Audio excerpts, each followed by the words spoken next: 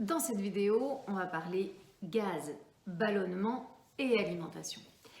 Alors déjà, gaz et ballonnement. Alors ballonnement, c'est lorsque vous avez le ventre qui gonfle comme une baudruche, qui est très douloureux.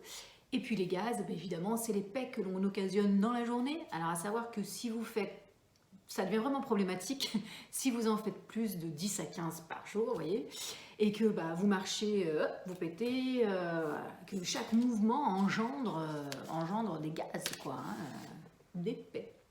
Voilà. Donc ça peut être très inconfortable, ça peut être très douloureux. Donc qu'est-ce qu'on peut faire par le biais de l'alimentation pour soulager ça? Donc, premier élément hyper important, et ça se passe dans la bouche.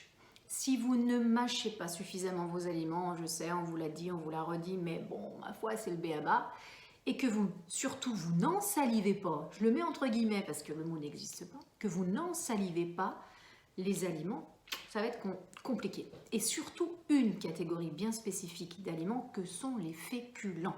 Je fais un petit rappel sur les féculents. Les féculents, ce sont les sucres complexes. Je vais vous en citer quelques-uns.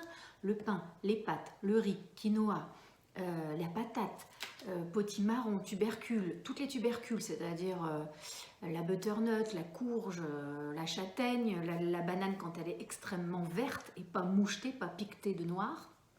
Eh bien ça contient des amidons, des sucres complexes. Et il faut savoir que cette catégorie alimentaire, sa digestion commence dans la bouche, par le biais de notre salive, c'est pour ça que je vous parle d'ensaliver, puisque à l'intérieur de cette salive, nous avons une enzyme salivaire qui va être là pour commencer le découpage de ces fameux sucres complexes pour que ça puisse être ensuite assimilé dans l'organisme. Donc ça commence en bouche, dans la salive. Donc effectivement, si vous ne me faites pas une bouillie de ce genre d'aliments, de cette catégorie alimentaire que sont les féculents, eh bien qu'est-ce qui va se passer?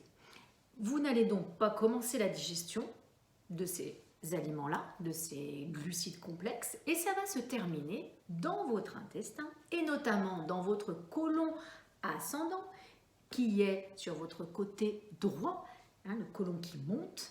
Là, les bactéries vont terminer la digestion des sucres qui ont été mal prédigérés en amont, c'est-à-dire en bouche. Voilà. Donc, que ce soit un excès de cette catégorie alimentaire, c'est-à-dire que vous en avez trop mangé excessivement ou avec d'autres aliments, et on va le voir après, ça s'appelle des combinaisons alimentaires.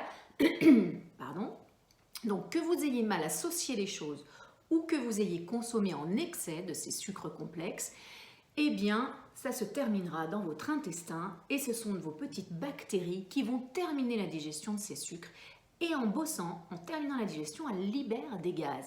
Et c'est pour ça que l'on parle de pets qui ne sont pas odorants, qui ne sentent pas. Eh bien là, si vous faites un pet qui ne sent pas, eh bien c'est que vous terminez la digestion des sucres ou que vous en avez trop consommé ou mal associé.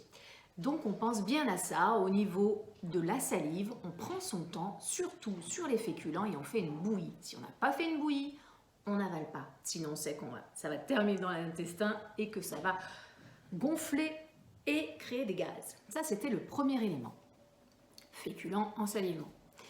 Le second, c'est les combinaisons alimentaires. Si vous consommez, et c'est assez typique de notre mode de consommation aujourd'hui, si vous consommez, une entrecôte avec des frites, pour la même quantité. En plus, on a 100 g d'entrecôte, 100 g de frites. Il faut que vous vous disiez une chose. Dans l'estomac, donc déjà et d'une, si vous n'avez pas bien ensalivé, il va y avoir un problème pour les frites. Et puis ensuite, dans l'estomac, qu'est-ce qui se passe au niveau de votre estomac? L'estomac, il est là pour digérer les protéines et le gras. Tout ce qui est sucré, c'est pas son job, c'est pas son boulot. Donc, vous allez manger la viande qui, elle, est censée commencer à être digérée dans l'estomac. Et puis, vous allez ingérer en même temps la même quantité, donc une quantité assez importante, de féculents, puisque les pommes de terre sont des féculents. Eh bien, qu'est-ce qui va se passer dans cet estomac? Si on image un petit peu les choses, eh bien, vos petits bonshommes qui sont là pour digérer, les petites enzymes digestives, pour aller découper votre viande en plus petits éléments, qui pourront être ensuite assimilés, eh bien, ça va mal se faire. Parce que vous allez avoir la viande plus une grosse quantité de frites en même temps. Je vous image le truc, les enzymes, elles vont faire la brasse au milieu de tout le liquide de l'estomac. elles vont pousser les frites pour pouvoir essayer d'atteindre la viande. Donc, et d'une, la viande va être mal digérée, et les frites, elles, qui n'ont rien à faire dans l'estomac, en tous les cas, mélangées avec une viande, vont attendre. Et à partir du moment où un sucre, puisque ce sont des sucres complexes, hein, les amidons, les féculents, un sucre attend, il fermente. C'est bien connu de certains métiers. Un sucre qui attend, il fermente. Une fermentation, ça crée des gaz. Je vous la donne en mille. Voilà. Donc, et d'une, l'attente stomacale des féculents va faire que ces féculents vont attendre. Et donc, vont ne pas être digérés comme il faut. Et la digestion va se finir au niveau intestinal. On recommence avec les bactéries qui digèrent, qui libèrent des gaz. Voilà. Donc, il faut garder à l'esprit une alimentation pour laquelle on veut limiter les gaz et les ballonnements. On va ensaliver, mâcher bien correctement la partie des féculents. Et on va garder à l'esprit que si vous voulez une grosse protéine que sont viande, fromage, poisson, crustacés, coquillages, œufs, si vous voulez manger de ce genre d'aliments, il faut qu'à côté, soit vous ne me mettiez pas de féculents. Si vous êtes vraiment, vous avez des gros troubles digestifs avec des gros ballonnements, franchement, je vous le conseille. Faites ce que l'on appelle une dissociation alimentaire, c'est-à-dire que lorsque vous mangez vos protéines, vous mangez des légumes, mais vous ne mangez pas la catégorie des féculents. Comme ça, vous allez soulager tout le système digestif, toute la machine à ce niveau-là, et vous allez voir le résultat. Plus de ballonnements, plus de gaz excessif. Voilà. Donc, on garde ça à l'esprit. Si jamais c'est présent, mais bon, tolérable, juste gênant, mais tolérable, pas forcément très douloureux, gardez à l'esprit que grosse protéine, petit féculent. Voilà, si vous voulez du riz ou même une tranche de pain ou des pâtes avec votre viande ou votre œuf ou votre poisson, peu importe, petite quantité, c'est-à-dire grosso modo 2 cuillères à soupe, pois cuits, une fois que vos céréales sont cuites. Ok?